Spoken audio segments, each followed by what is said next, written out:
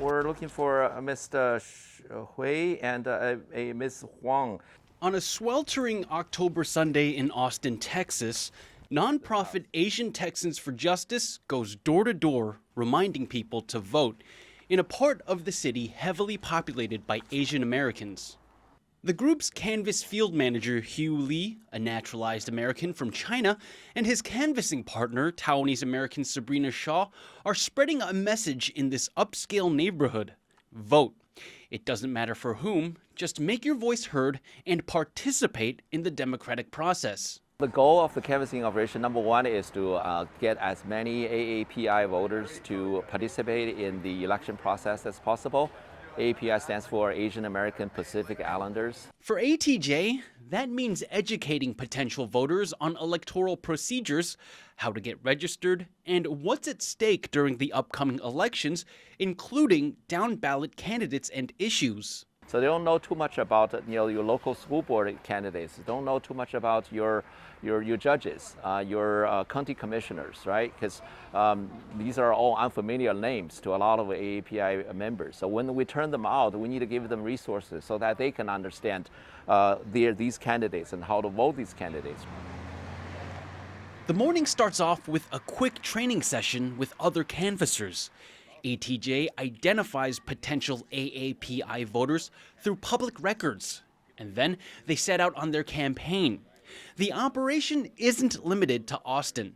ATJ's canvassing efforts are taking place in the Dallas-Fort Worth area, covering around 8,000 households. Mobilizing the AAPI community to vote isn't just about representation.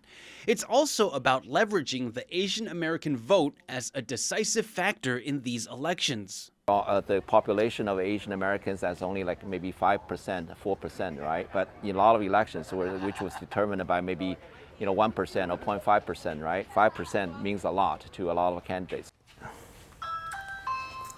But inspiring that 5% to vote can be tough. Canvassers are often rejected, have doors closed on them, and even face hostility. But once in a while, they get someone who is receptive to their message, something both Lee and Shaw say is worth the effort. The nonprofit's work also extends beyond the field, to the halls of the Texas state capitol. Shaw, ATJ's development and operations manager, often works with state representatives to make sure Asian American interests are heard and represented in the legislature. To play a little bit of defense too. So sometimes we would go to offices to meet about bills that are being proposed that wouldn't be great for our community. Their advocacy work has won the attention and support of multiple representatives. There's a growing AAPI community in Central Texas. And ATJ has been and continues to be a force that brings that community straight to the Texas legislature, to City Hall, to where it needs to be heard. ATJ was established in 2021 during the height of the COVID-19 pandemic, a time that saw increased hostility and violence against Asian people in the U.S. The trend was a shocking wake-up call for Shaw and fellow Asian Americans. It was like every day we were all waking up to a new headline of, an Asian elder being attacked on the street or lots of local Asian-owned businesses being vandalized.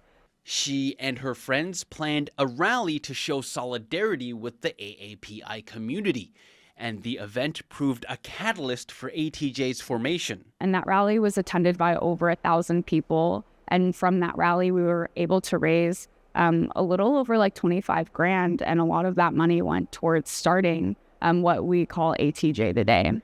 In a tight election defined by fierce competition and growing polarization, ATJ doesn't concern itself too much with who wins. Rather, it's more invested in getting as many AAPI people to participate as possible so that the community can be recognized as an important electoral force. Devin, Tsai, Jeremy, Olivier, and Leslie Liao in Austin, Texas for TaiwanPlus.